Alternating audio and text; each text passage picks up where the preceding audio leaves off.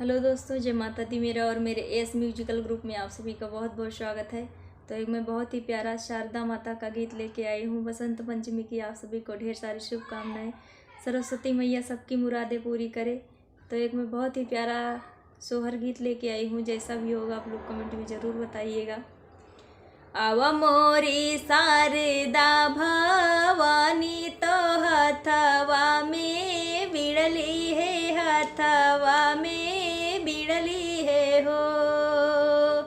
आवा मोरी शारदा भवानी तो हथवा में बिड़ली है, हथवा में बिड़ली है हो। माई सुखी राख्यू घर परिवरवा तो ज्ञान बार सायु तो ज्ञान बार सायु हो। माई सुखी राख्यू घर परिवरवा तो ज्ञान बार सायु तो ज्ञान बार सायु हो।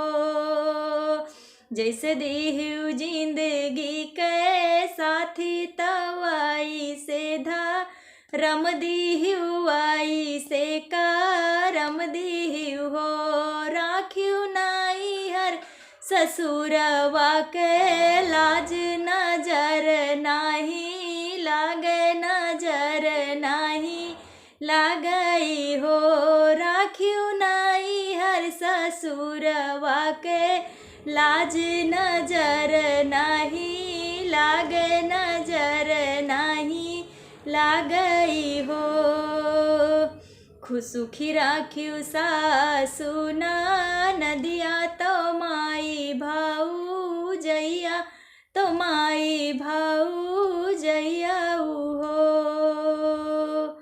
खुशी राख्यू सासु नदिया तो माई भाऊ जैया, तो माई भाऊ जैया हो। माई सुखी राख्यू भैया भतीजवा तो ससुरे दे वरवा तो ससुरे दे वरवा हो।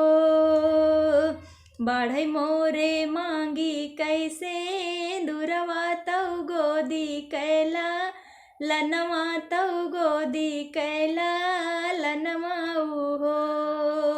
बढ़ई मोरे मांगी कैसे दुरवा तो गोदी कैला लनवा तो गोदी कैला लनवा हो। माई कंठ में होई जाबी राज तो गीतिया सुनाइब, गीतिया सुनाइब हो।